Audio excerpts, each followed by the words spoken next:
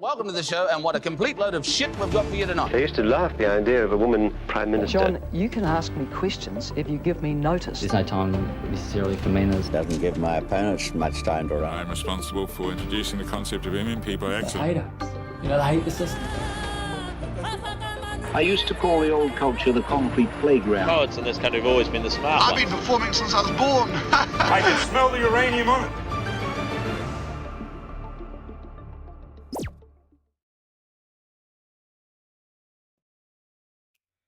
Kia ora koutou. How we doing, team? Oh. Yeah, we're live. I'm hearing it with a lag. Oh, it's because I'm listening to it from the fucking YouTube, aren't I? We're up to I a was great like, why start. I was wondering why there's a delay in how I heard it. No mai hara mai te whānau ki Aotearoa I tēnei pō.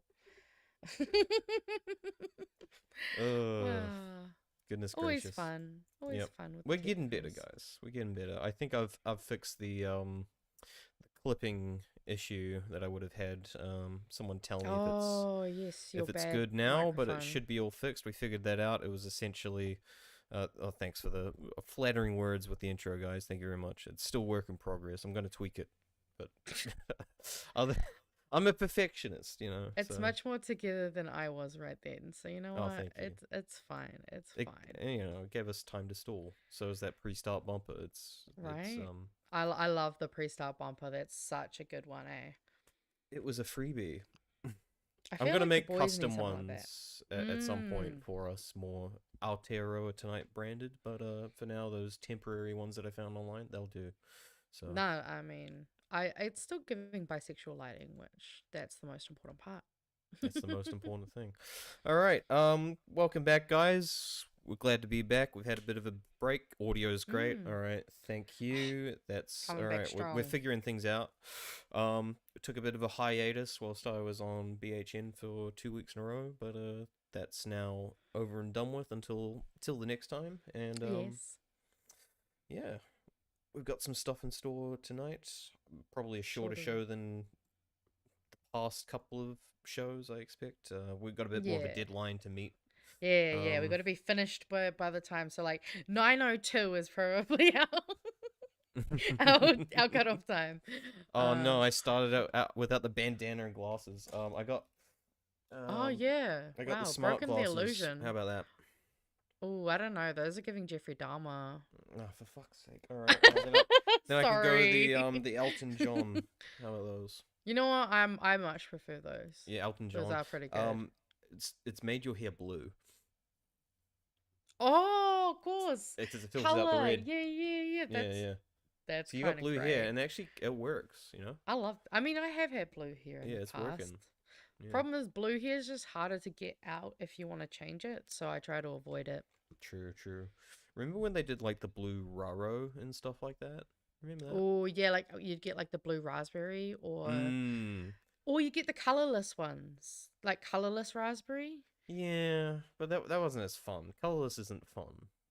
I think my brain thought it was like, oh wow, how did they get it to be not colorful? I Not guess. thinking about the logical fact of just they didn't put the fucking color dye in. Clear Pepsi is like the same thing, I suppose. Yeah. That's kind of weird. Oh yeah. You know what I did once? I had an empty Pepsi bottle, and I broke, like, I dropped my milk, and it like cracked open, and it was like spilling everywhere, so I need another vessel, so I put it in the Pepsi bottle, and it was the weirdest looking thing. I don't know, it felt dirty, having a vessel that said Pepsi, but it was like solid white, matte white. Like I often have like butter containers in the fridge that are like full of leftover food. Or just like tomato sauce in a coffee jar. That's my current one at the moment. Nice. Also, I love the blue hair woke. Hell yeah. Hell yeah. Them blue-haired weirdos and their woke agendas. It's nothing cooler than being weird. Come on, guys. Right. Yeah, but I've got a few things that I was kind of looking through today. I thought, well, I guess we'll give you a choice. Where do we want to start? Do we want to start with looking at the current mayoral and candidates for local body elections, or do we want to talk about that article you sent about fucking... Yeah, let's get the fucking article All right, out of the way. I mean, I like that. I like that idea. Let's get the bloody Rogers out of the way. I don't know. I'm getting some flirtation in the chat there. I'm quite flattered. Thank you. Please keep the compliments coming. Love it. Right? Anyway, are you gonna... Do you want to share your... Oh, yes, I do need to... You might as well. Switch the scene. I'm sharing? You're the one that sent... Well, you're the one that sent it. Oh, God, so I'm not... Alright, hold up. Let's see You're much more an expert in Rogernomics yeah, than we I am. weren't sharing my screen, so I'll have to... oh, God, I was not prepared for this. Chose your article. Did not prepare. I love that. No, I did not prepare. Okay, it's coming. Oh, shit, It's alright. what have I done? You're cute. You don't have to be smart. That's true. Like, we good. They'll wait. Wait. It's coming. There it is. Okay. Hell yeah. Alright, am I reading or are you? You might as well introduce it to us, because, again, you're the expert. Dun dun dun. A radical tax plan to avoid an economic car crash. What car crash are they talking about? They're talking about, of course, retirees. All the greedy retirees and their retirement money. Bludgers. Dull bludgers. And there's the jump scare we're getting to. Have you ever wished the tax you paid on your income was going into savings rather than the government? That's the idea behind a plan developed by former finance minister Sir Roger Douglas. Dun dun dun. He's back. Roger's back. God damn it, Rogers. He's not. Ugh. Yeah. Oh, when I read that, my brain was just like, wait, hold up. I did a double take. I was like, sir, who? What? Huh? Yeah, no, what? same. I almost didn't believe it at first when I read it. Damn. Yeah, I know. So yeah, Roger Douglas coming out of the woodwork or wherever the fuck he's been for the last, I don't know, 10 years, just hiding in a cave or something. Probably owning a bunch of properties or some shit like that. I don't know. He looks fairly happy by the picture I'm seeing. Oh, I bet he fucking would be. But yeah, essentially, what they're doing is they're preparing for the inevitable, I guess, quote unquote, car crash. It's going to be the, rising retirement rate versus and superannuation versus people who are actually working in this country. I think they give some numbers here saying it shot up in the last 10 years from like about over 10% to about 26-25%, something like that. Well, yes, it's by 2060 here that 26% of New Zealanders will be over 65 and up to 16% in 2021. There it is. Oh, yes. Okay, so by 2060, it'll be 26%. Which is a pretty high fucking percent. Yeah. And that doesn't help when a lot of the people in training and experience are all fucking off, jumping the pond over to Australia and other places. Definitely not helping with the entire situation, so... Oh, fuck yeah. Well, and also I just realized that 2060 number. I was like, why does that number feel familiar? Because me and Ems were looking at something else that was about retirement and that number 2060. I'm going to be 65 in 2060. And I don't like that. This is exactly like I'm going to... Well, and you. No, I stopped. Well, you'll be a couple years off. I stopped at 25. That's when I stopped. Oh, okay. All right. I don't go Fair past enough. that. Fair enough. Yeah. All right.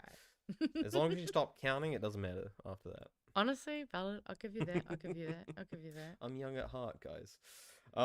Yeah, but essentially, what their plan is people are under, I think, 60k a year would, what earnings up to 60,000 a year, would go back into people's, it would be like invested rather than actually put into the public sector and funding public services, I believe. And I think everything after 60k was gonna fund. Yeah, okay, so up to 60k a year should instead be redirected into individual savings account to fund each person's healthcare, pension, and risk cover.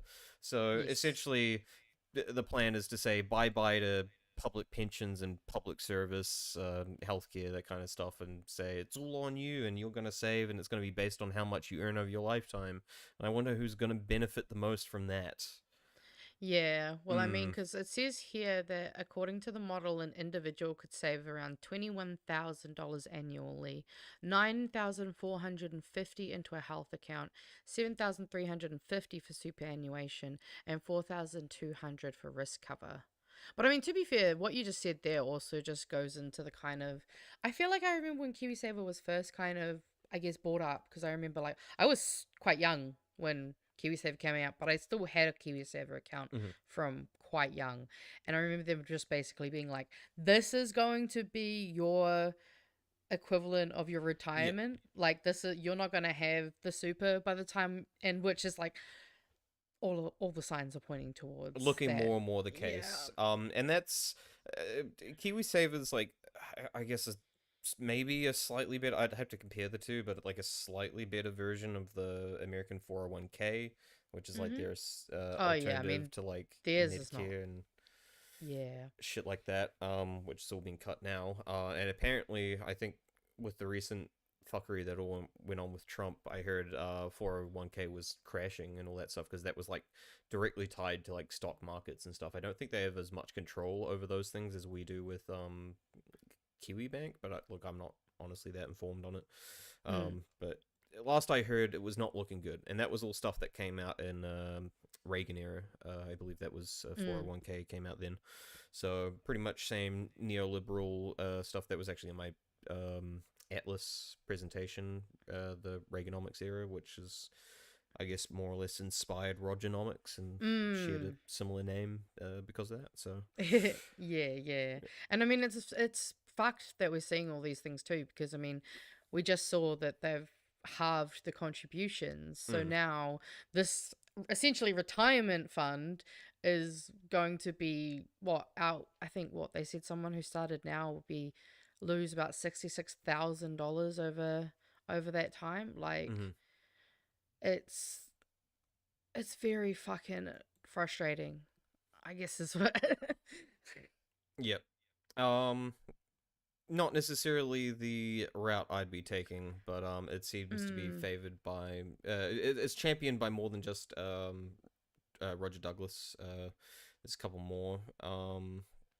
This guy McCulloch, I think, is from Auckland University. I think they said he was from. But I think interestingly, they go over when Bill English was Prime Minister, and saying even him, they proposed this to him at the time. Maybe it was slightly different, but he sort of just said, "Fuck that! I think I'm not doing that." It seemed to be his attitude. So, yeah, because it says back in 2016, the original version said, "We're going to struggle with paying the welfare bill, and there are going to be budgetary problems due to the aging population, from health to pension, and they have to figure out how to protect the welfare state." Yeah. At the time, and Roger Douglas is teaching this like, he's touting like this is sort of his "I told you so," which is, you know, a lot of people have been saying this, and not that I disagree with him. We definitely agree there that this has been a can that's been constantly kicked down the road, but the solution is not, I think, this. It's I don't know. Look, I'm not an economist, but I think for one thing, tax the rich, as we will keep saying. That would be a very beneficial thing, and then probably that stuff you tax them on, invest in infrastructure, invest in other things, you know. Yeah, I mean, it's essentially going back in time to after, post-war. That's yeah, no, fair enough. Oh my goodness, everything's blue now. But yeah, I mean, I think it definitely goes back to those times, back when things were a lot more prosperous. It was because those types of things were invested in. I mean, it's pretty clear to see. Go on, Nan, get on the forklift. Hey, I mean, I'm sure some people's nans would be on the forklift.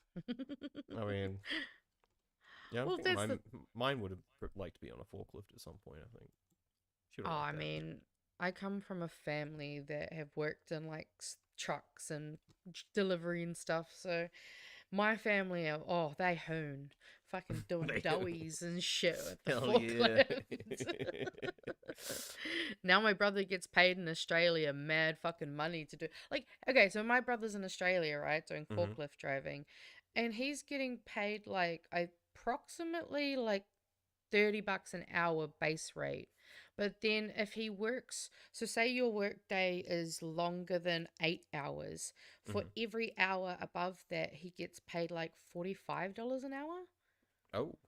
And then on Sundays, they also have like things where on the weekend, if you work, you'll get a higher rate, basically to be like, you know, you're giving up your weekend and you're working, you know, while your thing, so you get like more on the weekend.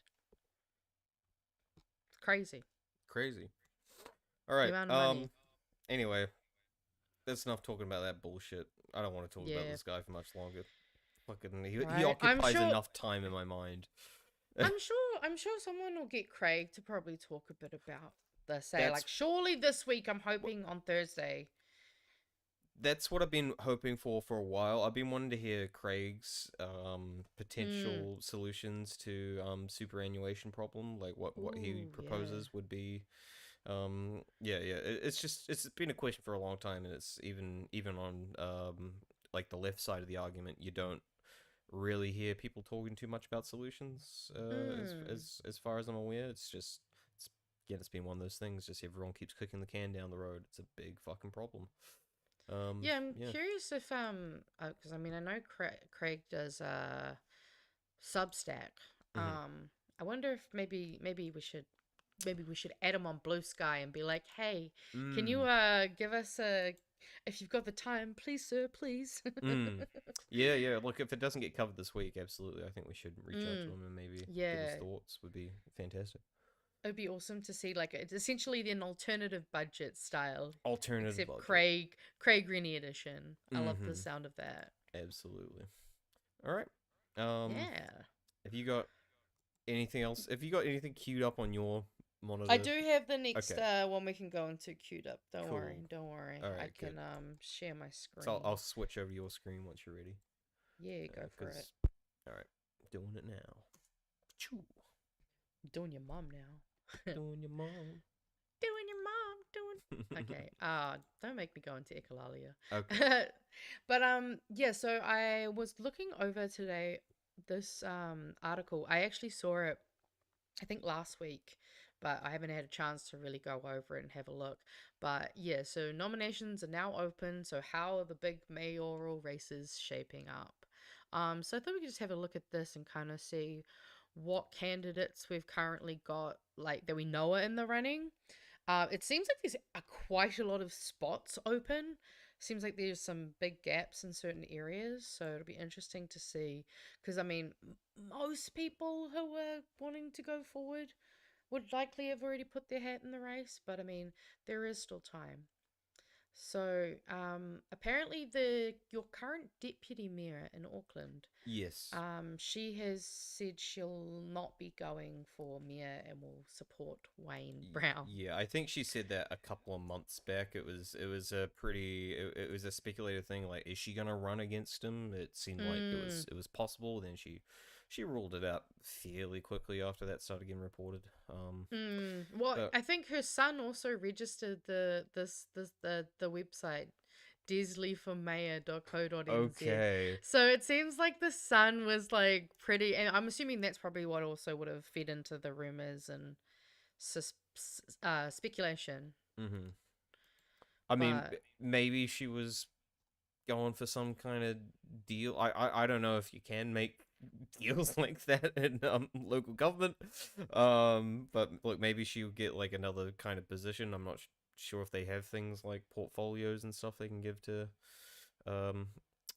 other sitting councillors or anything like that, but maybe she was going for something like that, so she could sort of like be like, hey, I'll drop out if or not run if you're gonna give me X or Y. That's possible. It's definitely makes you wonder a little bit, but I don't know. Just reflecting back on Wayne Brown's time, I'm just thinking. I'm doing the Craig Rennie sort of pitch. Like, have I seen really any kind of change in the last 3 or so years in Auckland?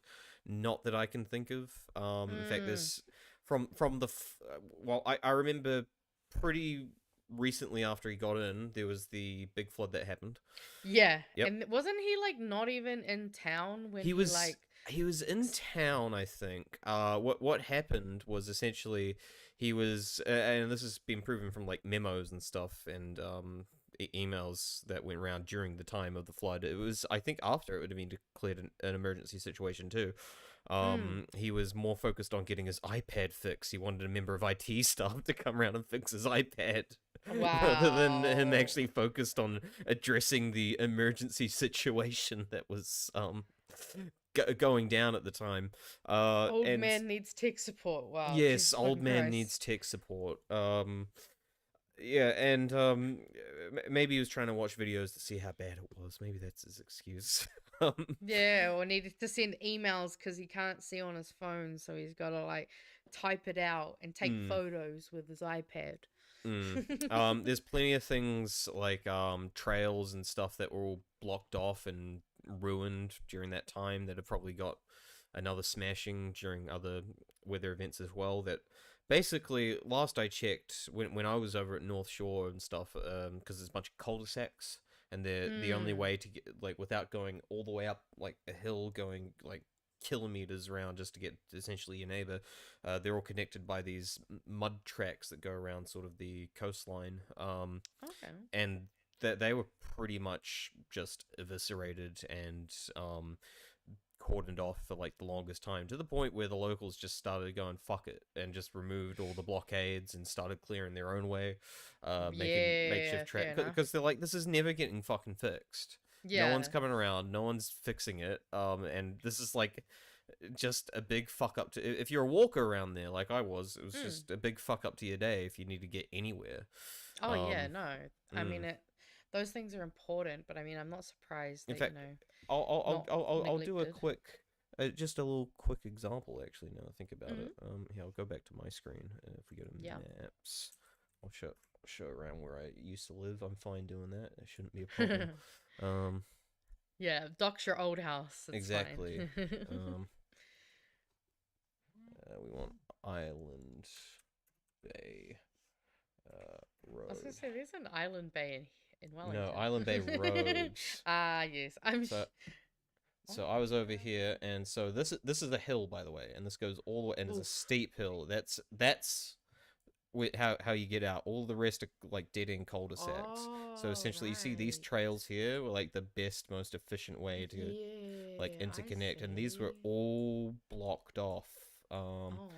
There's plenty more of them. There's some that go down here, some that go down here, and they were really the only way to practically get between a lot of these streets. And I went and like exercised and stuff through them, and they were just completely blocked off until the point where I moved, which was like just under a year ago. They were still all just Jesus, not unattended to. So great job there. What else did he do? He got rid of about 30% of the bins. Why? To save on collection fees and costs. And won't there just be more random trash flying? Okay. And you know how I found out that happened?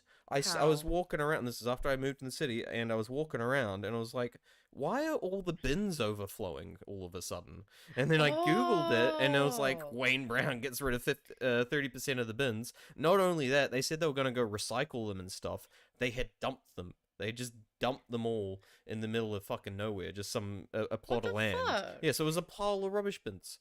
Those could have easily been repurposed, or I don't know, fucking install them at a school or some shit. No, like, they just what the fuck? A bit of clear land in the middle of bumfuck, just some plot of land in the city. They just piled them up there, and and you know what?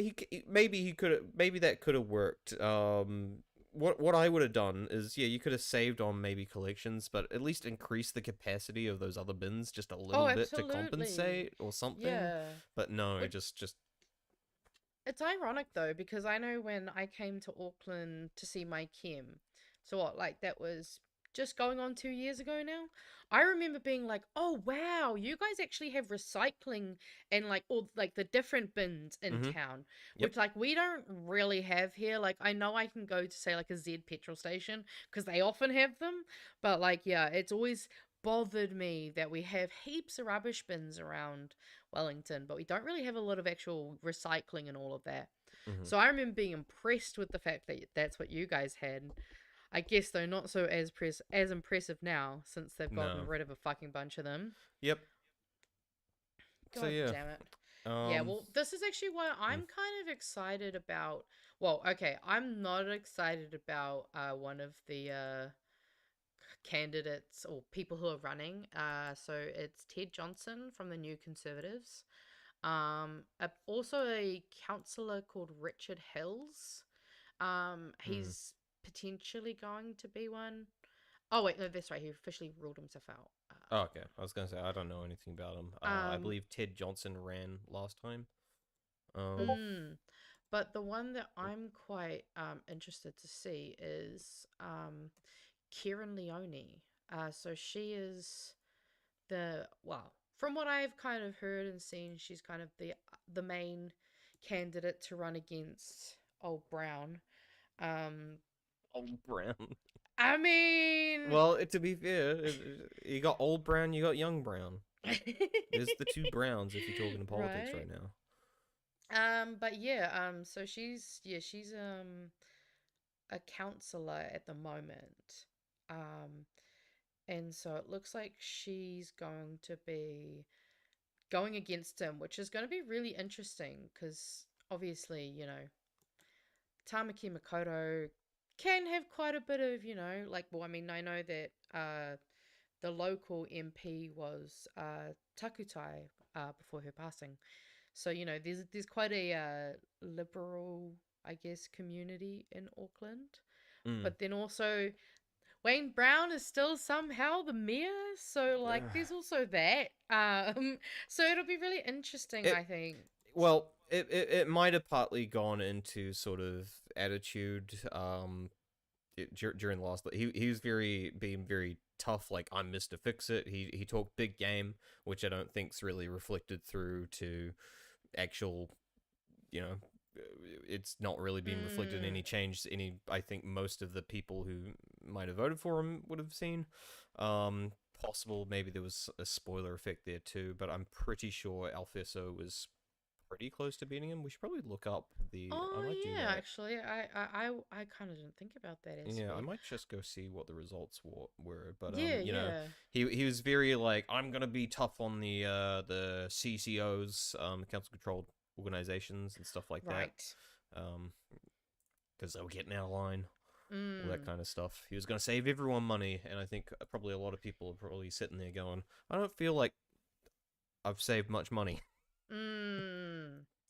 Well, because I like this quote here from Kieran saying, I think that the council has had a certain type of leadership for a long time, and we need new leadership to get more Aucklanders excited about what happens with council, which I definitely think, like, yeah, Auckland Council definitely needs a shake-up. I also think she's got such a wealth of knowledge in terms of her experience, because it looks like, so here she was born and raised in Auckland, so like definitely this is her community. She spent her early years in Mount Roskill. She also moved to Waiheke to live with her koro and her uncle and went to Waiheke High School. And then she also went to Louisiana in her final year of high school. Okay. Which is where she first experienced overt racism. Oh, yeah. Yeah. Quote, I stayed with a Pākehā family first, and they told me I wasn't allowed to have black friends. That was pretty full on. Oh, fucking hell. I mean, but yeah, she went to AUT and studied Māori development and social work and completed a master's degree. By 21, she was working for Child, Youth and Family, and by 23, she was supervising staff twice her age. And she also started investing in property. Okay. Like, all right. in her mid-20s. So we're only getting to her mid-20s. Leonie moved to London. She launched a consultancy specializing in social work and quality assurance, and completed another master's degree at King's College London in economics and international politics. To recognize her privilege, she started a charitable organization called Mana Aroha, helping young Māori in Pacifica move to London for work and exposure. Oh, okay. She said, I've always had that inspiration to give back to the community. I felt very blessed to have the opportunity to work and travel somewhere I didn't experience the racism we face here as Māori. Which, like, that's kind of heartbreaking. Like, to have to go to the UK to experience, like, not experience the same kind of racism is just, like, fucking cooked. But then she says... sorry, you go. No, you continue. She says, I came back and felt our transport system was way behind. Our infrastructure was way behind. Auckland's beautiful city, but there's much more that we could be doing. But apparently, before announcing her mayoral run last October, she approached Brown to let him know as a courtesy. So look, like, even how fucking respectful to just be like, hey man, right? Nice. Yeah. Yeah, it's very. I mean, she just seems like the kind of person Auckland could do with about now. We've still a lot left unknown. Like, she still hasn't really outlined what she planned to do, except sort of vague things. I'm sure that's probably what she'll be doing, kind of in terms of the race once it starts to actually, like, you know, once nominations close and things get really kind of ramped up, so to speak. Because I think Wayne Brown's, like, main focus has been, from what I recall, trying to move the ports. That's been, like, his main goal, and it hasn't come to fruition so far, as I'm aware. But that's sort of like a big thing he's been wanting to do, is move the ports more. Is there some big issue with the ports where they are? Like, is there can't something remember behind his that? reasoning. It's not something I really give a shit about, honestly. Oh, like, as a fair enough, local, honestly, yeah. I couldn't give a fuck about the ports. What's going on at them? It doesn't affect me, as far as I'm aware. But I did just quickly look up the last results. So it was about 30% Alfeso and 44% Brown. So there's 180-ish 80,000 votes for Wayne, decent. and 125 for Alfeso. Alfeso. So it was fairly close. And like the next after that is about 25,000 votes. So quite a big difference between the other candidates. So they were the only two real sort of runners there. And I didn't realize he was actually part of a party called Fix Auckland. Oh, wait, what? Wayne. That's a party? That was a party, apparently. Oh, was. Well, okay. It was apparently his party. Fix Auckland party. Okay. Interesting. Yeah, but it's interesting to see, because apparently she came home in late 2015 where she had two twins. And yeah, I mean, it sounds like she's also a Labour Party member. I don't believe she's currently endorsed yet, though. Yeah, so no official endorsement yet. However, she is a Labour Party member. And because in 2018, she got an email from the party encouraging members to run for local government.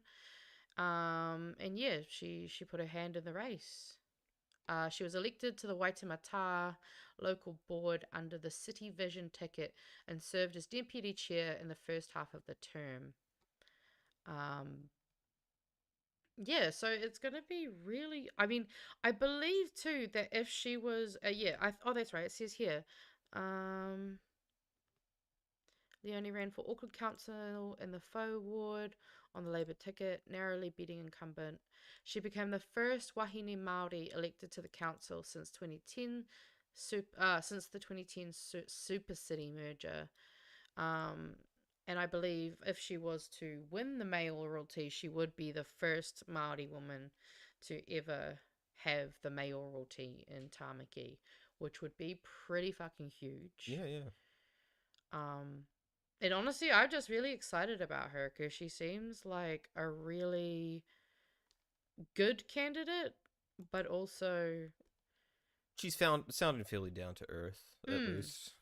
Yeah. Yeah. Well, she lives in the community. She understands the community. So, like, definitely who I would like to keep an eye on, because I think y'all need her. But in Hamilton, they're going to be getting a new mayor, because it seems the current mayor will no longer be running for the next election. We've got left-leaning councillors Sarah Thompson, who is undecided at the time of the story, has confirmed that she is in to win, and has former National MP Tim Macindo, who has the support of fellow fiscal Conservative councillor Jeff Taylor. Former Labour MP Jamie Strange, who was considering a run, has now ruled it out. Okay. Strange. Yeah. In Lower Hutt, it seems their current mayor is no longer running. And it seems they've got 4 candidates so far. Hutt City Councillor Karen Morgan and Brady Dyer put their hands up earlier this year, as did Prabha Ravi, who runs an Indian dance school in Avalon. And they were joined by apparently world famous in Wainuiomata, Ken Laban. I'm not from Wainuiomata, so I actually don't know. Well, I kind of want to know though now. I'm not going to lie. Who is apparently a big deal in rugby league circles and is currently Lower Hutt's representative on the Greater Wellington Regional Council. So, also apparently this was interesting. I saw here, the council of the city of Lower Hutt is called Hutt City Council, but the official title for the mayor who heads that council is the mayor of Lower Hutt, not the mayor of Hutt City. Do not confuse either with the mighty Upper Hutt, where Petty Z is challenging longtime incumbent Wayne Guppy for the mayoral chains. Okay. Yeah, I didn't know that. This is almost like how there's London City and City of London type thing, and then there's a mayor of the City of London. Do you know about the City of London? No, no, I don't. Which Do is they like have some weird it's like a little structures? township that's like its own little thing inside of London, and it has its like own rules, and so it's weird. Would that be near Piccadilly Circus? I honestly don't know. I don't know shit about London except for that. That's all I really know about London. But yeah, so then we're in Wellington, which we know, unfortunately, Tori Whānau is no longer running, because why the fuck would she? Andrew Little's kind of been a dick, but he'll probably end up being our mayor. We also have, obviously, the gossip girl, Ray Chung. XOXO Ray Chung. Which I saw some fucking... I don't know if you've seen the articles recently. Well, there's been at least 2 that I saw today. One, which was an article by the spin-off called A Play-by-Play of Ray Chung's train wreck interview with Sean Plunkett, which I do think would be good for us to have a look at. Yeah, because I was like, I don't want to have to fucking watch that shit again. But I also saw, it was actually not long before we went live, Crown Observer issues warning after Ray Chung lewd Tori Whānau email. Council CEO investigating. So it actually seems... Everybody have fun tonight. It Everybody seems... Ray Chung tonight. It seems like, thankfully, they've kind of heard the criticisms from the media and other people of like, what the fuck, this isn't just, trying to have some slight kind of jabs in politics. Like Tori has said, this level of politics is just getting out of hand. I think absolutely. It's definitely started to get real ugly. And I mean, I noticed around kind of when COVID and the pandemic started happening, I noticed this big ramp up in terms of that dirty kind of throwing feces kind of almost behavior from especially the right-wing side of throwing the feces, aisle. shit slinging, yeah. Because it felt like, especially during COVID, like Judy Collins, she was fucking out there flinging, like, she would just say whatever the opposite opinion was, even if it meant she contradicted herself in a previous interview. And I've noticed it's just gone worse since then. That's another thing that people don't care about too much either. It seems is just completely directly contradicting themselves. Oh, absolutely. Like, it seems like they can just say whatever and people will go, okay, see that's the new thing. Like, but, by the way, just, that phrase and quotes, tempestuous sex, I misread before as Temptosaurus Rex. I was like, what the tempestuous. fuck? Tempestuous. Yeah. Who the fuck uses the word tempestuous? I don't know. He was trying to impress someone, so. Oh my god. Yeah. But I prefer Temptosaurus Rex. I mean, I prefer that too. Yeah. I do like how at least he had one of his donors withdraw, but we'll go to this some rich guy. Yeah. So like he's getting consequences of his actions, although he's trying to play victim, obviously. Like, and I mean, I love the way that they've just clipped all these different fucking. It's almost like how we do the Chloe memes on BHG. Yeah, I was gonna say that too. It's yeah. Is like this why they like Sean? Is this why they like Mr. Plunkett? Is because he's like their Chloe, and it's like the facial expressions. He's a very animated pancake. That's for fucking sure. Yeah, but can he do the Tucker Carlson face? Oh, he probably, honestly. Actually, he low-key is Aotearoa Carlson, isn't he? That's alright. I can't do it. I can't look that concerned. Right? So, yeah. Here, it's obviously talking about the fact that instead of apologizing, Chung doubled down and said there'd been a concerted campaign against him. He said in a video released on Sunday, an email I sent privately over 2.5 years ago was passed to the media. This was done deliberately to discredit me. Actually, your mic is coming through a little low. How's mine looking? Oh, is it? Yeah, mine's pretty low too, actually. Do you want to turn yours up just a bit? I'll turn mine up. Can I? Too. I can turn mine up. Oh, I don't know. I don't have really any... You don't have any control over your microphone. Not inside video. Oh, well. Rip. I can try to hold it. You know what? I'll try to hold it. That was It just louder. means you guys are going to have to fucking see me. I think that's the issue. Yeah, I know. I realized earlier that I probably need to get one of those stupid fucking... The thing you've got, basically. Mm-hmm. But it's also annoying because I don't know. This just makes me feel like I'm about to do some like Death of a Bachelor, you know. I mean, it looks dramatic. I like it. It works. It is it cunty? I like that. It gives you like I'm bad motherfucker vibes, you know. all right. Yeah. We'll get all up in my grill. Hell yeah. Okay. I'm glad you checked that because I was not. Oh, it was all raging. Oh, shout out. Oh, damn it, right. To be fair, it's probably because they're also like, hey, use those other ones. I still haven't used them yet. Yeah, we're still working on things. But, yeah. You know, in terms of our technical issues, that's... I think we're going good. Yeah, we're going pretty good right now. So apparently, so on Monday morning, this morning, he spoke to old pancake batter on the platform. Mm-hmm. And it seems like it didn't actually go kind of the way I think maybe Ray probably expected it to go since... But yeah, so as the interview went on, Plunkett grew frustrated at Chung's complete inability to grasp why he was in trouble and his repeated insistence on making everything worse.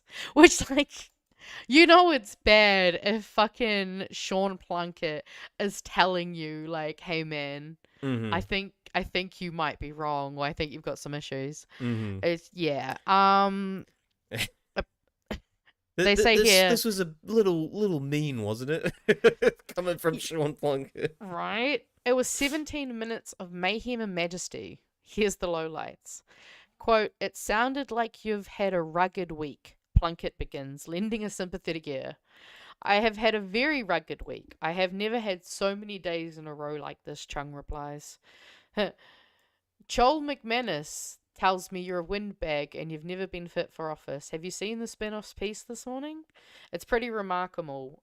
I'd have to say it's one of the most blatantly biased pieces of political writing I've ever seen in my life. And coming from such a pimply-faced, little stuck-up millennial, it's amazing. And I just have to point out here that this fucking line sent me, because, like, I'm sorry, but the youngest millennials are 30 years old. 30 motherfucking years old. What is with this pimply face bullshit? I did see someone, I saw a video talking about how Homer Simpson is now a millennial. Because they don't age. So Homer Simpson is millennial now. Oh, no. Yeah. No, don't do that to me. No. Sorry. Wait, but does that mean Marge is only a millennial who died? Yeah, Marge is a millennial. But they who died? You know she's dead? Did you hear about it? Marge is dead? Yeah, they actually killed her. Oh, they killed her. Memes on Facebook. Yeah, like Marge is like actually dead in the show. Okay, well that probably means the voice actor died, and I probably missed that too. Oh, you would have also... Oh, there was another voice actor that died too. Or she retired. From Pokemon recently. But I don't know about whether she died or retired. But yeah. Everyone's dying. Right? I just thought that line was funny, just acting like millennials are young kids when, like, that's Gen Z. Don't put that on me. But yeah, it just seems like he just goes back in and starts talking about the fact that, you know, he was talking to his neighbor who then started gossiping. Then he said they met up with two women in a bar and went back to their apartment. This guy did, your neighbor. No, his son. They went back to the apartment and had a fun night.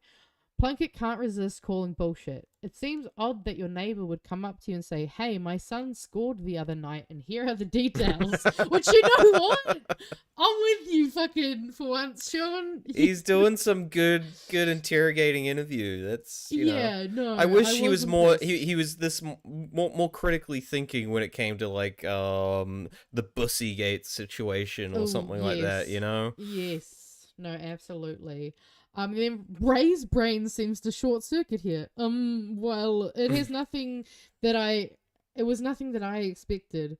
Chung then fluffs around for a while until he finally gets to his big reveal that one of the women and his neighbor's son supposedly slept with was the mayor of Wellington.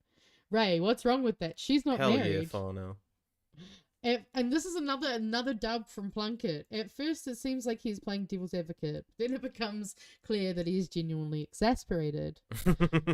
Well, when we walked back, we thought, my God, if this hits the news media, what? The mayor of Wellington is sexually active with a single woman, and Hell she decides yes. occasionally to have sex with people. Why is? And again, I'm surprised, man.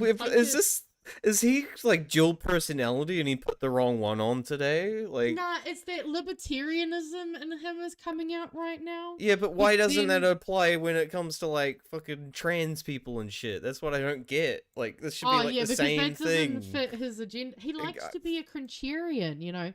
He's just got to be the one that's coming against someone. And I mean, I was just like, damn, he's on fire for that bit. No, we got to give him his fucking due diligence. And then Chung decides to do the political equivalent of tripping over your shoelaces directly into a cow pat. Well, it wasn't just sex, it was drugs as well. That thumping you hear is Chung's lawyer concussing himself against his own desk. It's just so good. Like, the writer of this article, whom was mentioned before, what's his name? Joel McManus. Fucking great writing in this one. Yeah. Plunkett then appears to roll his eyes and give a barely audible sigh. Tell us about the drugs, he says. Chung stumbles on. Okay, as I was told when they were both at the pub, Fano supposedly asked the two boys if they were interested in some drugs. When you say boys, can you define boys? I think about 21. That's not a boy. That's a grown-ass man. Yes. Again, Plunkett's on a roll in this part. Hell. He says crossing his arms. Chung argues for a while about the definition of a boy. Plunkett is having none of it. Doesn't matter. 21, get a beer, fight and die for your country, and sleep with who you want to. Oh my god. Then he goes, time to get back on track. Okay, so she offered them drugs. Yes, and they went back to the apartment and, had a good evening. And did they do drugs, Ray? Well, I don't know, but I assume they did, because that's what they went back for. I feel like the lawyer's just, like, getting ready to just, like, I don't know, hang himself at this point. Bro, stop, please. Just the key of I don't know. And then he says, did you ever talk to the son to get the story firsthand? No, he wasn't there. Just, no. And then he spends a few minutes giving a meandering account about the New Zealand Herald reporter calling him for a story. Plunkett gets bored and then says, where did pendulous breasts come from? And then he says, where did what come from? Pendulous breasts. Where did that phrase come from? Yeah. Oh, I was just told exactly what they said and how they described it. So your neighbour's son told you she had pendulous breasts? Plunkett says with the withering tone of Kim Hill in her prime. Don't flatter him so much. All right, let's slow down a little. That doesn't sound like the sort of language a 21-year-old would use, Ray. That's one part of the story that doesn't stack up. He laughs. Yeah, I don't know. I was just repeating what I was told. Like, what kind of primary school fucking response is that? I don't know. Would you send such email again? He asks. Never, never. I've learned my lesson, Chung says, after spending 16 minutes repeating all the problematic information that was in the original email live on air. But I've also learned another even more important lesson, and that is don't trust anyone. Oh no. How dare. Not even Sean Plunkett. Oh, you can trust me. Can I? Can I? Chung asks. He certainly shouldn't have. With that, Plunkett ends the interview and turns to the text machine. He reads 2 messages from his loyal listeners. God, this Ray Chung sounds like a moron. Hopefully Wellington has dodged a bullet. Sean, Chung sounds like a loose cannon. He's the best that the right have. God help you. Well, I think this entire situation really backfired for Ray. Oh yeah. I don't think it's gone the way he envisioned, but it backfired all over his face. You know what I'm saying? Like it's been a car crash that he keeps just continuing to just. It's like he's just doing doughies over, children. Just fuck it, let's go. I mean, that's the exciting bits from there. We obviously have Graham Bloxham and Carl Teffenbacher, who's some rich guy who I just don't like. Just some fucking rich. Well, but wait, hold up. He's slightly right-leaning centrist and an ice cream guy. And oh wait, or is this the other guy? The banana suit wearer. Who's the banana suit wearer? No, that's fucking Graham Bloxham. Okay. No, we don't like him. He's a piece of shit. He wore a banana suit. I don't know. Yeah, but he's a fucking wanker. Well, all right. I mean, all right. Yeah, like you can see, Wellington does not have the best fucking options going for us at the moment. It's rough out here. But Christchurch have a centre-right incumbent on Phil Morgan. He's going for a second term, but he's going to be challenged by Sarah Templeton. Mm-hmm. According to the press, the last time a sitting mayor was unseated at an election in Christchurch was in 1974. But he also, the current one also only narrowly won. Still no word on whether the wizard will be running for mayor. Hell yes. Mayor. Give that man his ID back. Give him back the status of wizard. Right. I mean, I don't know. I've heard some controversy about him. He's a bit racist, from what I've heard. He's a little like he's from Christchurch. He's very, I think, ooky, spooky sort of like paganism. You're telling me the fucking wizard is a pagan? Yeah, I believe so. Fuck. Yeah. Crazy. Who would have think it? I don't know. That's. And then we've got Dunedin. Which apparently they have the current mayor, Jules Radich. Yep, Mr. Radich. Yeah. Oh yeah. Slightly left of centre businessman in Mosgiel, Tyree, community board chair Andrew Sims. Andrew Sims. Or should I say Tyree? Isn't that how South Islanders say it? That is how we say it. Yes. Yeah. We'd say Tyree. Yes. Yeah. Mosgiel and Tyree. Some people say Mosgiel. Yeah, it's even worse. Yeah. Andrew Sims. Do you like Andrew Sims? No, he's like he owns like a car dealership franchise. Right. Just pretty run of the mill businessman, basically. Oh yeah, so, yeah. I mean, you at least have a Green Party candidate. That's true. That's true. Mickey Treadwell. I feel like I should know about him, but I cannot think of a single thing off the top of my dome. So I would not have any fucking clue when it comes to the South Islands local local body candidates. I was just checking it's a dude. Yep, it is a dude. Cool. Then apparently there are a bunch of current councillors: Sophie Barker, Lee Vandervis. Lee Vandervis who was in Paul's documentary. Oh, yep. Yes. Mandy Mayhem. That's kind of that. I'm sorry, but you should not be in. You got to be in something better than politics, girl. Like get into podcasting or something, or like I don't know, something cool. Join the Crusty Demons or some shit, you know. Oh, I forgot they were. Why was that a cool name to call something? And apparently in a controversial move, councillors Andrew Wiley and Kevin Gilbert, who ran under Radich's team's Dunedin ticket in 2022, have also thrown their weight behind Barker for her. Okay, well, we got some off the Radich boat. Like, we're getting some fucking mutiny over here. I mean, I guess maybe because, he was very vocally against, for example, them turning, I think it was George Street into a semi-walkable street. But then I think he's sort of 180 on that now that people are like, hey, this is great. So maybe that's a part of it. I don't actually know. I've been very out of the Dunedin political loop for some time now.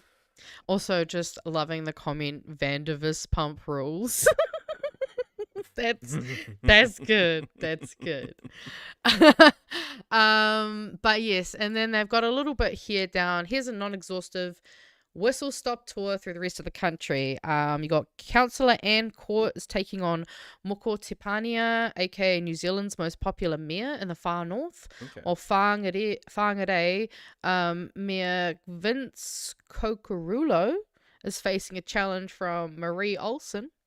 Kaipara Mayor Craig Gibson, the self-proclaimed Trump of the North, withdrew from the race in June to back the mayoral campaign of his deputy. Just to back the campaign of his deputy. So J.D. Vance, Jonathan Larson, Councillor Ash Nayar, and a businessman and community leader, Snow Tane, will be taking him on. Mahi Drysdale will retain his mayoral chains in Tauranga because they had their election last year. And incumbent Tanya Tapsil is having another go at Aotearoa. But I fucking hope someone fucking challenges her and it's not someone from National. We need some... she's so she was a National Party member. And I voted for her as my head girl in high school. So yeah. Because I kind of forget that I'm like the age that Yes, she was one of the youngest mayors too. I don't think she was the youngest. Is that a normal thing? Like, did we vote for our head boy? I'm trying to figure out. Yeah, you would have. Would I? You just probably don't remember, or you weren't interested, so you didn't do it. Maybe possible idea. I just didn't care. I love how that's what broke your brain. Like, wait. Yeah, sorry. That threw me off guard. I was like, is that a thing you did? That's so funny, honestly. I don't know. But nah, so Tanya Tapsell, she's National Party, and so she's really like, she really does not. So I don't know if you've seen it, but I think it was Te Ao with Moana. They did a documentary looking into the homelessness crisis around the country, and they went to Rotorua, and oh man, Tanya believes that homelessness is like people just choose homelessness. She doesn't really acknowledge the fact that a lot of those other issues that kind of come with that stuff. I don't like her. I think that she's really helped kind of. She's dumb bitch or evil. No, I think she's just actually maintaining some genuinely bigoted thoughts and opinions, okay. Like the way that a lot of people in Rotorua talk about. Like, I know there's a big problem. Like, it is difficult when you've got, people who might be, a bit ruckus at times, who might fucking stink at times when you have to walk past them. It's Rotorua. Like, come on. Okay, don't talk about stinking. Okay. No one who lives there can smell that, all right? Because when you live there, it's just, it smells like nothing. You don't actually notice it until you move away and you have to come back and you go, oh dear God, that is horrible. But yeah, I mean, I hope that she gets rolled by someone that's a lot more, I think, empathetic and left-leaning, I guess is the easiest way to put it. Mm-hmm. We got Napier Mayor Kirsten Wise is keen for a third term, but she'll have to compete against Richard McGrath. In Hastings, Mayor Sandra Hazelhurst is retiring with councillors Wendy Sholem and Marcus Buddo. Man, we got some interesting names. Yeah. And businessman Steve Gibson. There we go. Never mind. They balanced it. I know. I'm seeing some more later on. Incumbent Rahet Stoltz is having another crack at Gizzy, but there's no challenges. Okay. New Plymouth District Councillor Sam Bennett and Murray Muzz McDowell are challenging current Mayor Neil Holdham for the chains in Ngamutu. Paddy Gower. Wait, what? Paddy Gower swears he is not, despite. Oh, okay. Okay. I guess there's rumors he must be. There's rumors about him going for the chains in Ngamutu. Okay. Interesting. Palmy North Mayor Grant Smith is standing again, with councillors Orphy McCallard set to take him on. Andrew Tripe, Mayor of Whanganui, wants a second term and will be challenged by Peter Oscom and Josh Chandlal McKay. In Nelson, Nick Smith is standing, but there's no clear contenders. Marlborough's Mayor Nadine Taylor is having another go with no one else. See what I mean? There's a lot of a lot of spots. Queenstown Lakes incumbent Glenn Lewis is running again with John Glover and Nick Kittle set to take him on. And the controversial Nobby Clark will not be running for Invercargill Mayor again. Oh, thank goodness. But a bevy of councillors are putting up their hands. Alex Crackett, Ian Pottinger, Deputy Mayor Tom Campbell, and former New Zealand First MP Rhea Bond. No word on bluff wizard Noel Peterson, who was thinking about having another crack after a 2022's disappointing result. And in Gore, Ben Bell, who had a rather eventful first term as New Zealand's youngest mayor, is standing again with no challenges so far. So it looks like it's going to be... Surely we're going to get a lot more people putting their hands up over the next month or so. Yeah, we still got a bit, so we'll see. We have 1st of August, so we've got till the end of the month. Yeah, I think you get some people waiting last minute just to see if anyone else, who would fill their spot would jump in for them, and yeah. Anyway, Yeah. we'll see what happens. Yeah, Watch it'll be this space. interesting. We'll have to see how they go. Hopefully none are as eventful as fucking Wellington's candidates, because that's enough. We don't need that. Rajan wants to know if you can link the article. Oh, yes, the stuff article. Absolutely. I just closed the tab, but I will chuck it into the chat. Una momento. But yeah, so that's that story. And then, because Ray Chung was in there, so we've already covered him. I guess we can probably get to the kind of fun story that I have for tonight that I'm excited for. First of all, though, I'll just send that link in, because otherwise I shall forget it. And I'll also probably chuck it into the Discord as well. And while you're doing that, I'll let everyone know, in the editing room, I've pretty much got our first non-live episode about extinct aves that I did plan on releasing today, but I got too behind, so it's probably going to be tomorrow. It's all edited. I'm just doing the audio now, just making that all balanced and nice sounding, and then gonna upload it. And so probably do that tomorrow, so people will be pretty occupied after this watching other things, I expect. So. Yes, well, we are the pre-show, so Exactly. I'm sure they'll have a lot to. I actually don't know I haven't checked to see what the actual show is going to be for tonight, but I've popped that link into the chat at least. So cool. Now I guess we should probably get into my next story, where I shall have to share my screen. This is actually from another. I just realized these are both spin-off articles. Man, spin-off coming out with some really interesting stuff at the moment. So I saw this, and I think because of the fact that you and I did record it yesterday about extinct native birds, I thought I would like to hear and kind of put this in front of your eyes, especially. I can kind of guess where they're going a little bit. This goes into a little bit of a decent argument against stopping farming, at least full stop, as in, like, we've got to the point where these animals are pretty much domesticated, and the only reason they're so populous and stuff is because we breed them for farming. If we get to the point where we just stop farming them, I think it's been speculated the cow, sheep, and chicken populations would just plummet. So I'm guessing it's probably something similar to that. By farming them, you breed more of them, and I don't know. Am I going the right sort of?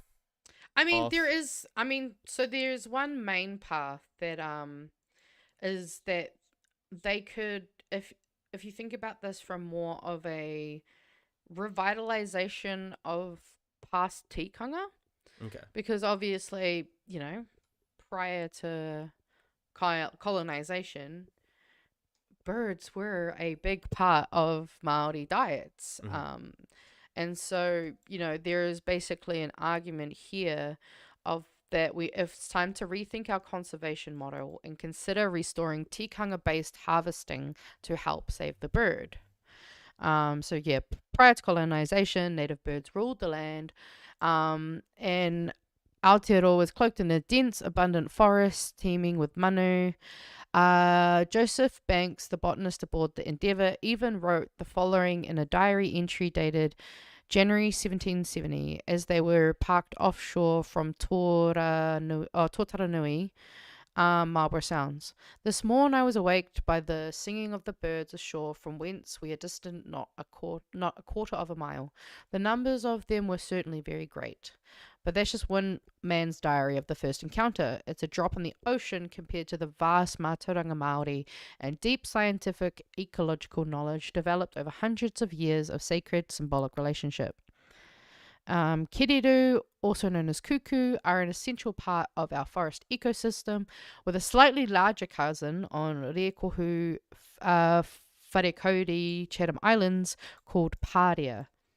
These birds are the primary distributor of at least 11 of our biggest forest tree species, including karaka, miro, tawa, puriri, and tarairi. Deforestation and pest introduction have been the biggest drivers of the rapid decline since European arrival. They produce only one offspring per breeding season. And only, when I read that, I was like, fuck, that is rough.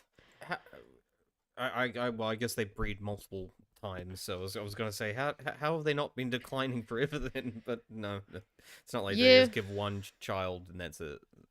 Yeah. I mean, who knows? We could maybe do some looking into, see what in our ancient. I'm kind of curious now what their like ancestors were.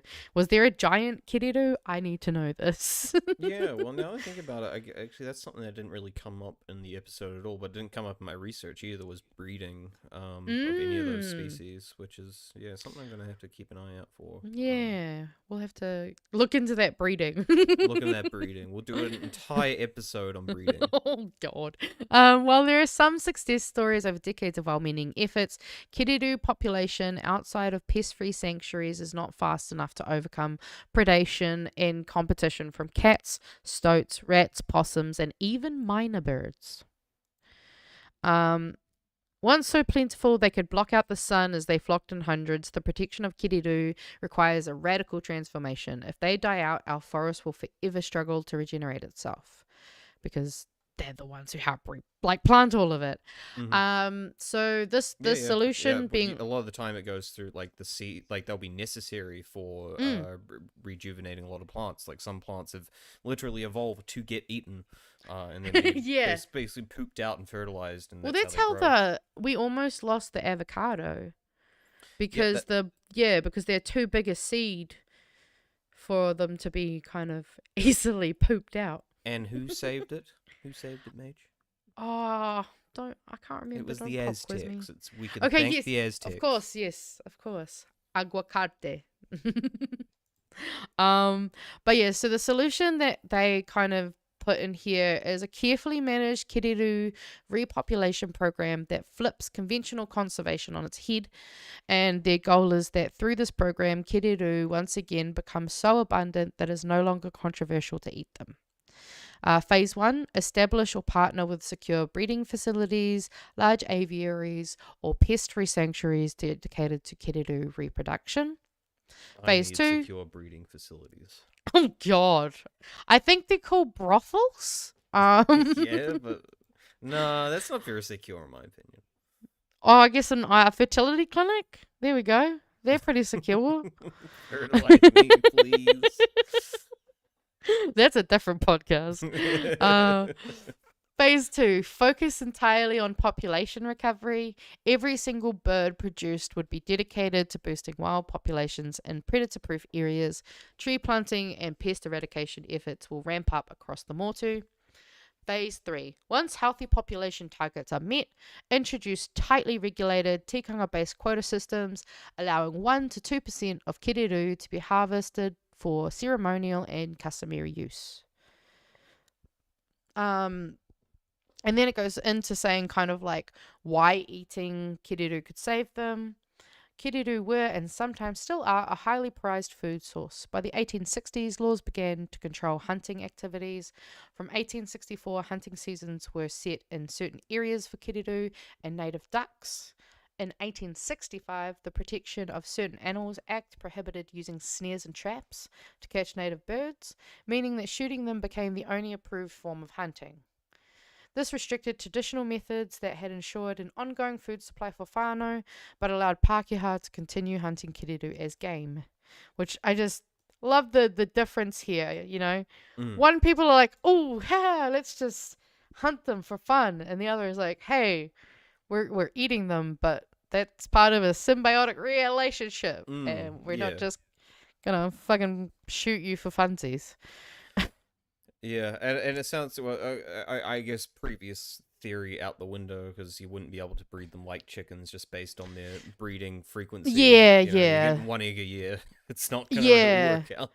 No, absolutely. And I mean, it's about building up the bigger population and all of that. But yeah, so they say like Māori enactment of kaitiakitanga is not just for environmental and food security reasons, it also represents revitalization of an important cultural activities, allowing for the continuation and transmission of mātauranga Māori. In Tūhoe, which is where some of my whānau are from, generations have, because like we have a lot of forest where my koro's from, Muruparues, so like they've got a huge Maunga Pōhatu, which is like this huge mountain kind of range. So obviously, lots of forest, lots of bird. Generations have relied on a range of qualitative indicators, including visual, decreasing flock size, audible, less noise from kiriru in the forest canopy, and harvest related, e.g. steep decline in harvest since the 1950, indicators to monitor kiriru abundance and condition in Te Urewera. And the Te Urewera ranges are the kind of like big mountain kind of range that goes through that area. They've consistently demonstrated that autonomy is vital, highlighting that the ability to make management decisions according to mātauranga is likely to yield more effective and substantial outcomes, both ecologically and culturally. Which, yeah, I 100% agree. Like, especially because, like they said in terms of like being able to kind of keep and monitor the health and well-being of not only the people but the area is so important. There's a lot of like especially out those ways too, there's like you get a lot of mist and stuff like that, so it's quite a kind of can be quite foggy and dense at times, and it's very damp though. I will say that it's a very damp place. It's gorgeous though. It is gorgeous. And yeah, I just thought it was really interesting to see here. Yeah, so the breeding program with the end goal of reclaiming harvesting traditions would challenge preservationist ideas. However, it could strike a balance between conservation and Māori rights better than the Wildlife Act ever could. Active management based on tikanga, such as controlled harvests, quota systems, and qualitative environmental monitoring informed by mātauranga, can improve species resilience and restore ecological balance. The real question isn't whether we should eat kiriru, but whether we can afford to not try radical solutions, because sometimes saving a species might just mean putting them back on the menu. And I mean, they do have a really good point. I think you're going to say they taste good, and they do taste Oh, I have no fucking clue what a kiriru... I mean, kiriru are one of my favourite native birds, so I love them. But I mean, to be fair, they have some fat chickens. They probably would be, like... They'd definitely feed quite a decent amount with their little fat bodies. Yeah, and I've seen a couple just dead because they kill themselves pretty easily. They run into like windows and shit. So and they got so much momentum because of their weight. They'll just I've seen them just poof die. Oh no. Yeah. It's poor little kiriru. I know, but they're strong looking motherfuckers. Oh fuck yeah. Also, I wonder, can we take the same proposition? But saving the kiriru by eating it and do the same thing. It's just the same sales pitch, I'm saying, for the rich. Save the rich by eating them. Oh, yeah, right. I was like, wait, what are the rich doing? Oh no, we just see. I feel like I don't know. I don't think they taste that good. No. And B, but it's just a bullshit excuse to try and convince the rich to let us eat them. I mean, that, or we just compost them, Or compost them. Yeah, I don't give a fuck what we actually do. It's just we just got to convince them somehow. Blood and bone is good for the soil, so exactly. Fine. Who cares? But yeah, I thought that because there was Madeline Schelling was the person who wrote that, and I just thought it was a really, really interesting article. I'll post it. Writer too. Yeah, I'll post it into the chat as well in case anyone wants to go over and see the full article. But yeah, I mean, it'll be interesting because I think at the same time they're also going to have to kind of tackle, other factors. If you're trying to, bring the kiddo population, that's going to have to mean, probably planting more native trees.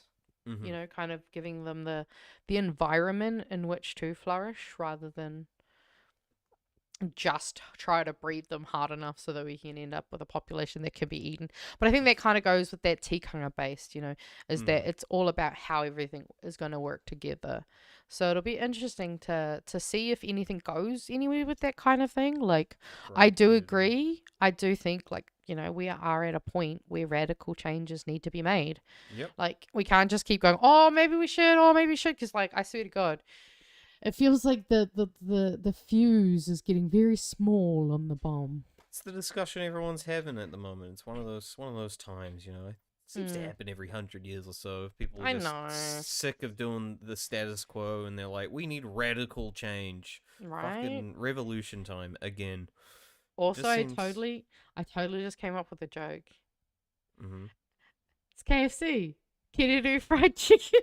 Oh, I thought you were gonna. See, I was gonna do country fried kiddo. CFK. Oh yeah, KFK or CFK. Oh yeah. Yeah. I mean, I kind of want to know what they taste like now. Not gonna lie. Well, I remember this was like years back. I remember some guy who had eaten a kiwi at some stage. I think they said they were like stuck in the wilderness. I don't remember the exact context, but he was being interviewed about it, and someone was asking him what it tastes like, and he was just like, just tastes like chicken. So I expect it's probably something similar to that. I think I'd say it'd be similar. I think it's a common thing in a lot of birds. They taste very much the same, which but I don't know, because most the time we eat chicken, it's seasoned with something. I think that's partly why people sort of go into the like people always say, oh, this thing tastes like chicken, because like everything seems to fucking taste like chicken.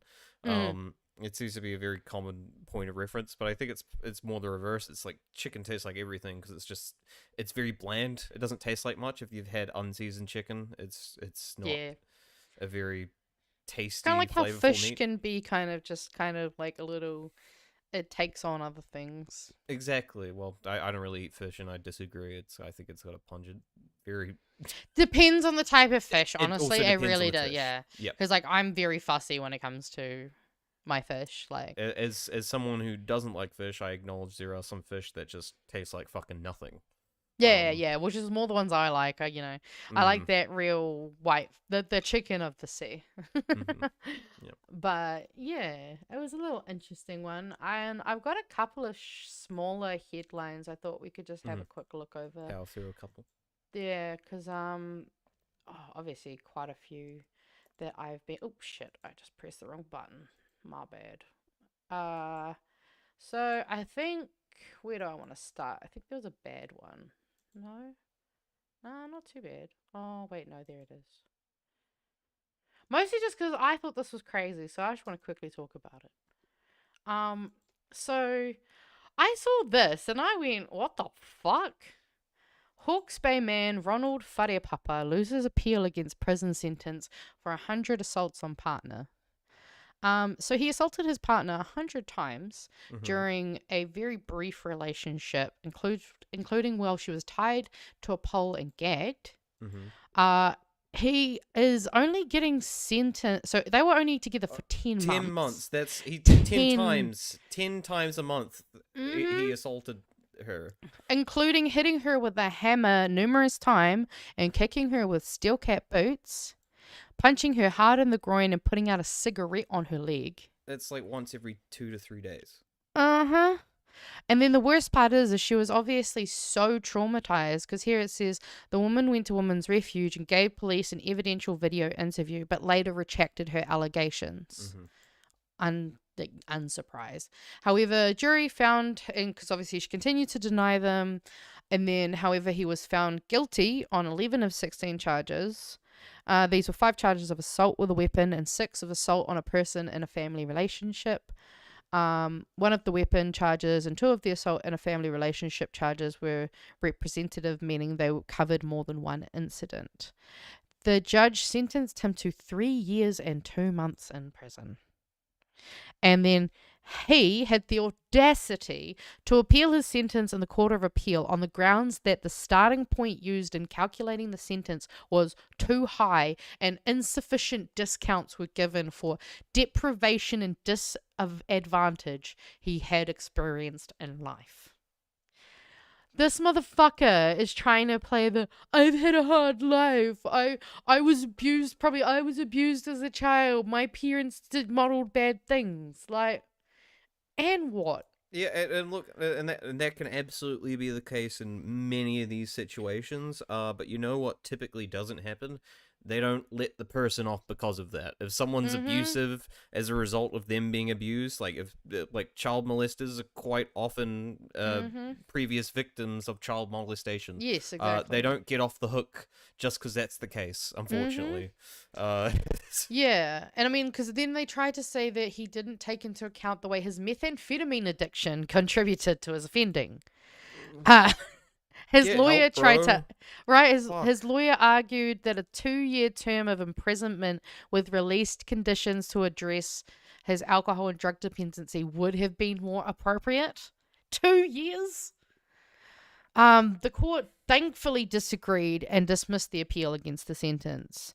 Their decision said the judge had recognized the impact of his addiction and the steps he had taken to attend rehabilitation programs and the discounts that had already been given. Yeah.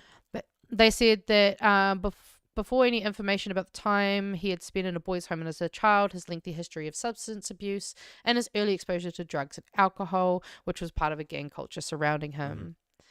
The judge cannot be criticized for referring to the purpose of sentencing, which he considered most relevant. I mean, as it was, I'll be honest. For me, I just think 3.5 years feels fucked. Yeah, it still seems pretty short. Especially for how egregious the abuse is. Like, various weapons. Yeah, and like it wasn't over the longest period of time, but it was a shit ton over a small period of time. And I mean, that's a lot to do, like 10 months. Like I mean, I've been in an abusive relationship before. At least that one was over 3 years. You know, it's a bit more fucking spread out, long term, but not as fucking aggressive. Like that's fucked. Like I just, especially with the way that she was so clearly so scared when she, you know, retracted her statement to begin with. Yeah, it's just that poor person. I feel really bad for her. But that was just one that I was just like, oh man, sometimes the justice system, I really wish they could put them away for longer. Yeah, well, and it's one of those things like, because look, assuming everything else is true, what he's saying, previous abuse, that kind of stuff is addiction issues. I really do hope he gets help. Oh, for sure. Prison isn't the most conducive environment to get that kind of help, unfortunately, which is why you know, kind of got mixed feelings there in a way. But obviously this person should not just be out in the public anytime soon with the opportunity to abuse someone else. It's really not, you know, weighing both options, which is this man being out in the street in the near future and potentially getting into the same situation, and someone being with him for longer than 10 months. Can you fucking imagine? Jesus. Oh God, yeah, Hell exactly. No. Just an absolute nightmare. Yeah. But look, keep at it. Apparently he's trying to address those drug issues, so you know. I hope he gets the help he needs, that and I some hope therapy that should. Yeah. And I hope A the lot of victim therapy. doesn't feel too hurt by how little that sentence is. Because I can imagine as a victim, you would feel a bit gutted. Yeah. But anyway, we'll go to our less... That's why we're going to get that one out of the way first. But as you're a resident of Tamaki Makaurau, I'm sure you know there's been some exciting news going on for you guys recently. Oh, yeah. So because we've obviously got a by-election coming up, we have seen that Te Pāti Māori have voiced their endorsement for Orani. My brain has just shat itself again. Where's that meme, she's Roman? very photogenic. Look at that jacket. I know, right? That's fabulous. Like, oh, there's more. Oh my God, yes, she is. She's made right? for the camera. Look at her. Like, well, she is a journalist. She was a journalist. So, yes, this was actually, I did see a video from this. This was a ceremony in where, the whānau of Takutai were handing over and basically, giving speeches and kind of the family of Takutai were essentially handing over that reign of like, continue her work. But yeah, she's fucking like, look at Te Pāti Māori, man, the drip. The fucking drip. What a hot party. Is that the One News microphone right there? Yep. Yeah, One so News and Whakata Māori. She's using the same color tone as One News. Oh, true. That's like the same red as like Te Pāti Māori. I suppose. The one behind me. Hell yeah. But yeah, so she's currently the Te Pāti Māori candidate. And I noticed the Greens decided not to put anyone in contention. I believe because they're trying to, like in the kind of the camaraderie and the kind of whanaunga that is TPM and Greens, it seems they're kind of respecting that and being like, hey, you take the spot. We don't want to be like splitting votes away from you. Is he standing on a box, or is he actually that tall? Nah, yeah, he's actually that tall. Or they're not that tall either, to be fair. I mean, yeah, I've met Rawari. He's like tall. He's like Fire Debs isn't exactly like crazy tall. She'll probably be like similar height to me, maybe a little bit taller than me. And I'm like 161, I mean, he's a handsome man, that's for sure.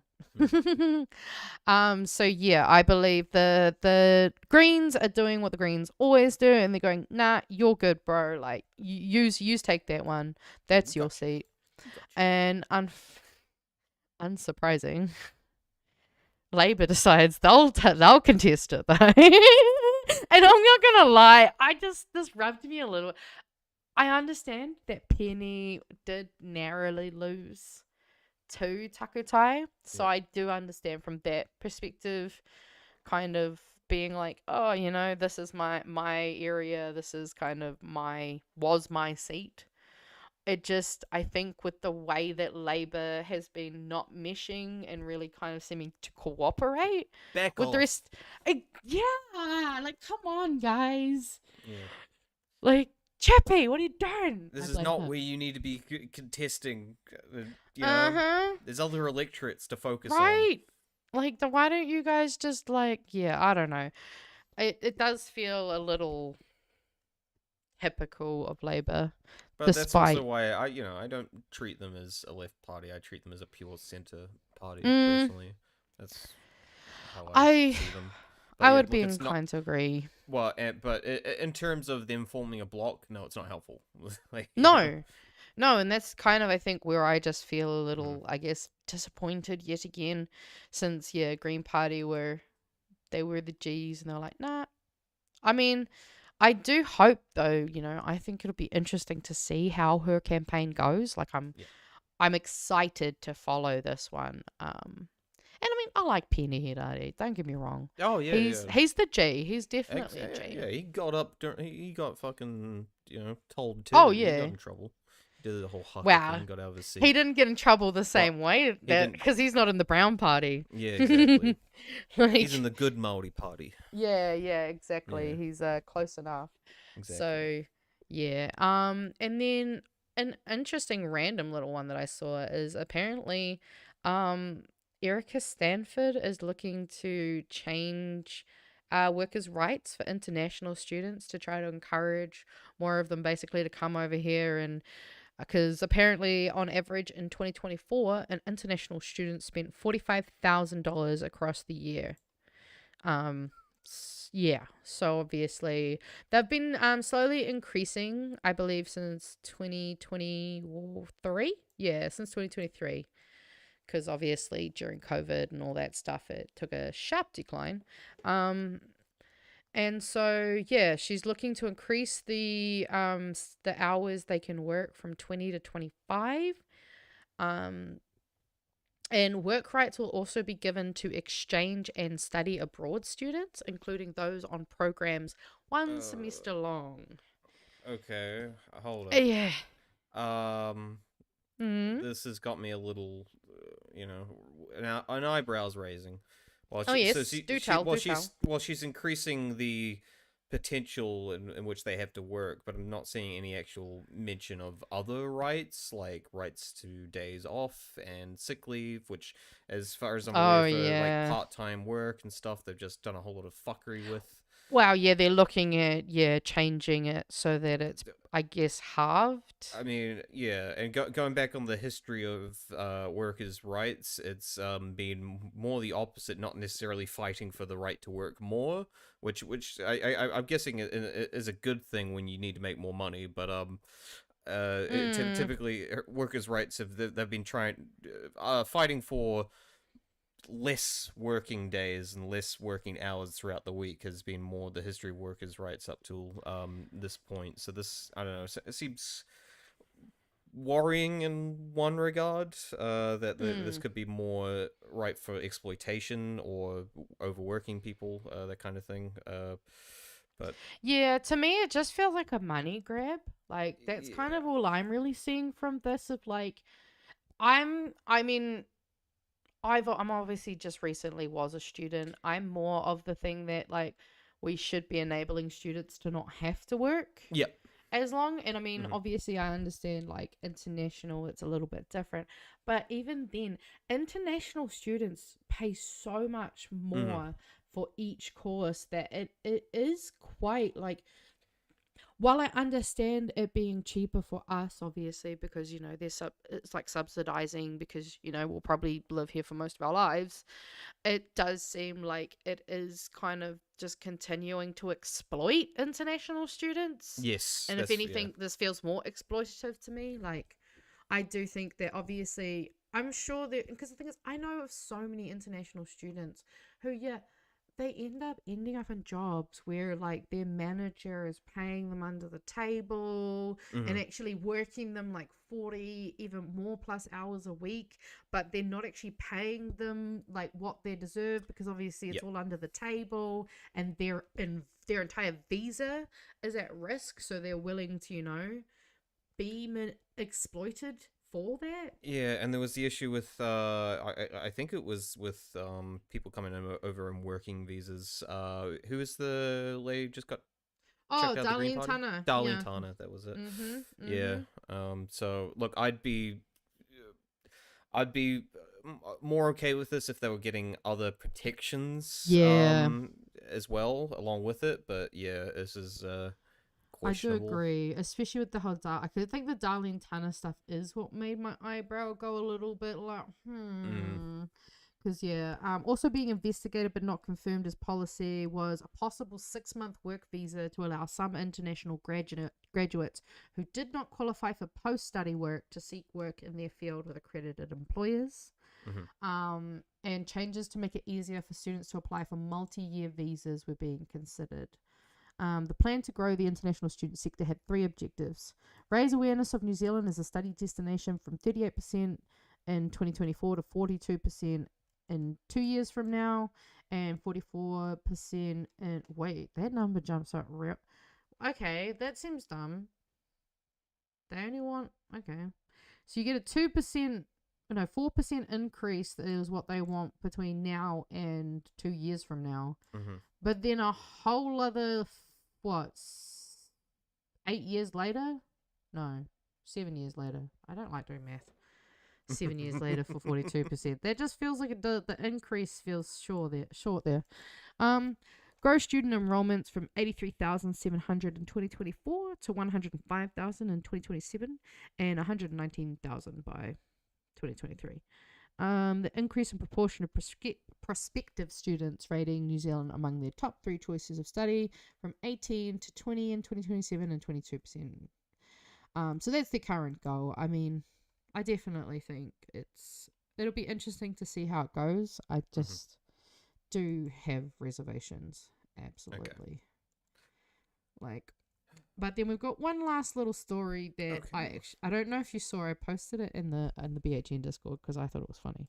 But actually you might find I just realized this is your fucking hometown anyway that we're about to talk about. Hell yeah. And this is while you're not there. The New Zealand city named one of the world's up-and-coming rainbow destinations. I could have told you this. Dunedin is it's like a red pimple. It's like it's you know, it's a bit of a Labour stronghold, but also I don't think they've voted Green too much, but you see it. It's definitely a very left-leaning progressive place to live, especially compared to like Invercargill and Christchurch. So some of those places, it's well, I did feel safer in Dunedin than I did in Christchurch. Okay. It did probably help though, because actually it's mentioned here in this article. Chewy took me to Woof, which is like a queer bar in Dunedin. That's like got. I like. The second I walked in, I was like, it felt like I was in a Wellington bar. Okay. It was great. But yeah, so UK-based Wanderlust magazine has called Dunedin an up-and-coming safe haven destination for the rainbow community. For queer travellers, deciding where to go doesn't just come down to picking between a beach destination and a city break. Safety is a big factor too. New destinations are constantly emerging as safe havens for queer travellers. Dunedin is listed with 8 other destinations, including Salt Lake City, Slovenia, and Nepal. What? I don't know, man. What? No, I'm not a traveller. But no, they've done a city and then 2 countries.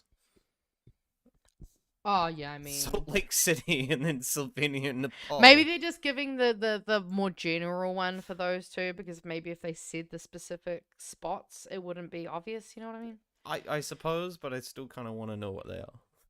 That's valid. It says Dunedin is the second largest city in New Zealand's South Island and is making its mark as a queer-friendly holiday destination.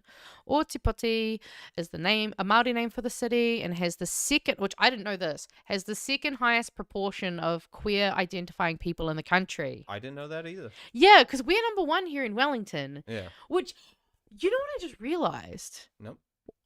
On the BHN podcast, other than Christchurch, that means that we've got some of the queerest city representation on BHN. Hell yes. Dunedin and Wellington. And unfortunately, Ems brings our score down because she lives in fucking Christchurch, but it's alright. We'll forgive her. We love her. No, we need both sides. If we want the bigoted opinion, we go to Ems, okay? Oh, Jesus. Don't give it that one. Oh, that's so funny.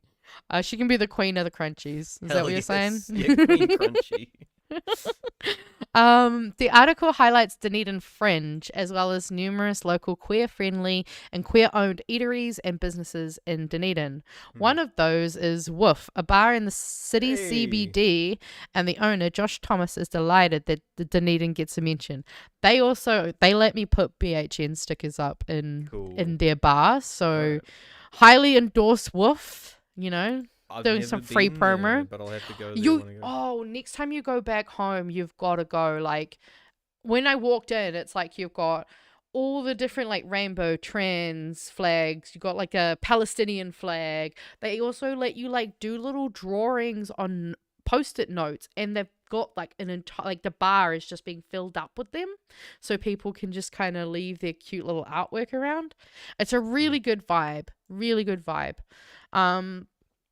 Yeah, and then they said just articles like this are great as they could tilt someone towards including Aotearoa in their travel plans, and I just think it's really cool because I mean, I really enjoyed Dunedin when I was there. I thought it was pretty good. Like, I definitely liked it.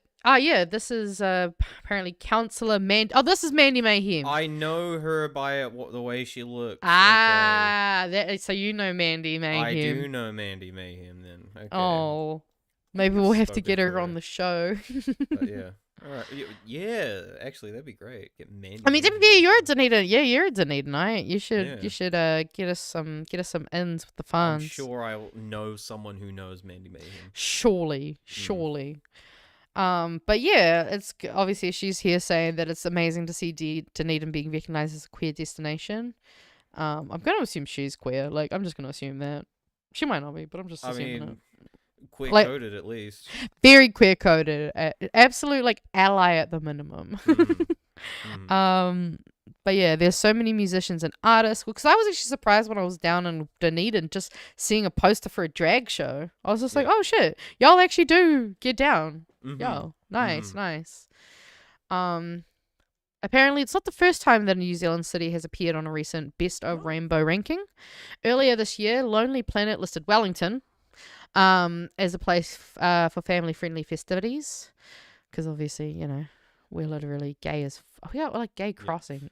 Well, having lived in both of them, I think Wellington gave me the way gayer vibe. Oh, for sure, personally. for sure. I mean, we literally have the highest population, and Dunedin is the second population. So it's clearly we've got the right vibes. I mean, you've got one of those crossing signs that's literally got like a drag queen on it. Oh no, that's a woman. Oh, is it a woman? Oh, I Yeah, always that thought was that was for- a drag queen. That was for women's suffrage, I Okay. believe. Okay, well, whatever. Well, then they've got one here on K Road then, as well. Oh, okay. Yeah. You guys might have a drag queen. Well, they I have think a- we've got... Drag queen, and the stopped one is drag king. It's what's who's the one that was in the news not too long ago? I think it's that one. I don't remember their name. In the news not too long ago? Yeah. Well, it was one that... that like Nicola Willis was talking about. Yeah. Is it homoneurotic? Oh god. Drag kings. I don't know because you're in Auckland as well. Yeah. And I just said a Nicola Willis, Wellington king, king. so I just... Willie Smackatush. There you go. Oh, Willie. Oh, Yeah. Willie. Yeah, Yeah. Wellington king. Yeah. So I think it's Willie is on Oh. the stop sign doing. That's cool. Yeah. Willie was the I like recognize the colours. you know how like for our parade they have like, you know, these special kind of like sashed people that get to like lead it. Willie was one of those for our pride parade. Hell yeah. I love Willie Smackintosh. I mean, the name Abs as out well. north. Like, well, Willie Smackintosh, like such a good name. But yeah, that was the kind of the last little, I guess, mini story that I had for us to look at tonight, and it looks like we're gonna finish perfectly on time, Good. if not early. 'Cause I'm Yay! getting a little tired, I think. So. No, that's fair. As you are a working man, and I'm sure you've been up from the early hours. I 6 definitely o'clock. was not. Oh, 6 o'clock I ew! started. Yep. That's like 3 hours after I went to bed. Yep. That's disgusting. My bedtime Nah, I like can't 2 function. hours. I can't function that early in the day. So we should let Mr. Rogers, see now you're Mr. Rogers. You're not Detective Rogers, you're Mr. Rogers. You need to go to bed. Thank you very much.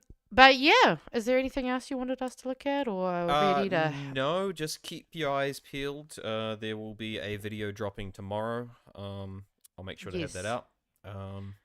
And I guess don't know. we'll probably. I'm hoping to get the. I guess we'll just give a little teaser at the very minimum for my one. So I'm currently working on the psychology of prejudice. So I thought we're gonna go do some little bit of education on the psychology of bigots and why they are the way they are. I'm looking at you, Sean Plunkett. But yeah, other than that, I guess we might as well put on our outro song, since I actually remembered to look one up before the show. I might have only done it like 10 minutes before, but you know, we did it. Reminding me, because otherwise I was not going to have that prepared. Yeah, nah. Since we don't have an outro made yet, but we do have such a good intro, I don't think it really matters. That's true. Do we want the little bit beforehand, or just start? Yeah, right at the song? why not? Why not? Okay, all right. Just one sec. Everyone loves a little editorial in the beginning or end of a song. At least I do. It's loading. Your mum's loading. I'm kidding. What have we become? Although, actually, one thing I will quickly say is I'm going to say this on Friday again, too, though. Go out and sign up for the Greens if you support them. If you support Te Pāti Māori, go up and sign for them. And start volunteering. Find a bit of time and volunteer for your local branches, because there's a lot of mahi that we're going to be doing. All right. I say that because I'm volunteering for the Greens, so walking the talk. But yes, feel free to put us on. So. I know, right? All right. Thanks, guys. Kaki take. Oop, I just knocked over my lamp. Keep cool Alright, after school, bye-bye. Fano. It's not me. That's That you. is you, dude. There's literally. Bro, that is you, bro. I study kinesiology at university. Yeah, you're a bad liar. So swindle bullshit, but that is you, bro. What's up? Just pay my phone bill. No fuss, red, blue, pop, both pills. I'm up, still shop at Goodwill. Shut up, I'll sign my own deal. I see London, I see France. Your girl in her underpants. She said I'm a better man. At a nice place, getting tan. Type about money, call me bands. Don't think you understand. Fingers shining, diamond hands. Get my bag up every chance. Whoa, hot tub on a patio. Triple X like tic-tac-toe. Got some money, but I think I need more. She caked up, got ghetto. Wear perfume, no cologne. Satitos, no Patron. She my little bit and I'm her bone. Don't let me get in my zone. Fuck cancer, $1 million baby, bitch on the answer. I bought a crib with a fence and a horse and a cow and a pig and a big red barn. I'm a rancher, just bought a camper, had to pin the ride. Now my son signed cancer, it's okay to cry. I'm a date romance, we getting french fries. Yeah, I got good manners, I'm a nice guy. And what's up? Just pay my phone bill. No fuss, red, blue, pop, both pills. I'm up, still shop at Goodwill. Shut up, just sign my own deal. Should we run a little bit? Do a little running?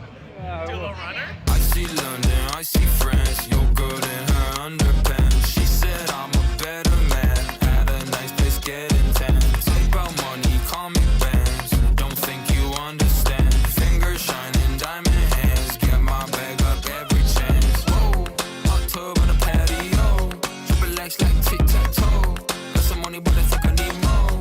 She caked up, got ghetto. Wear perfume, no cologne. Satitos, no Patron. She my little bit and I'm her bone. Don't let me get in my zone. Get bagged up whenever I want to. Flunked out of college, only reason cause I had to. Fuck that alarm, I'ma wake up when I want to. Don't win lines, yeah, even if I need to. Chores in the selfie, I really don't want to. Bills pay first to the month cause I had to. I can do whatever I want when I want to. And there ain't a thing that I can't do that I have to. I love KSI. I wanna go home. Yeah. I see London, I see France. Your girl in her underpants. She said I'm a better man. At a nice place, getting tan. Talk about money, call me bands. Don't think you understand. Fingers shining, diamond hands. Get my bag up every chance. Whoa, hot tub on a patio. Triple X like tic-tac-toe. Got some money, but I think I need more. She caked up, got ghetto. Wear perfume, no cologne. Satitos, no Patron. She my little bit and I'm her bone. Don't let me get in my zone. But we can go left or right. Left is for the knackers. Right is less for the knackers.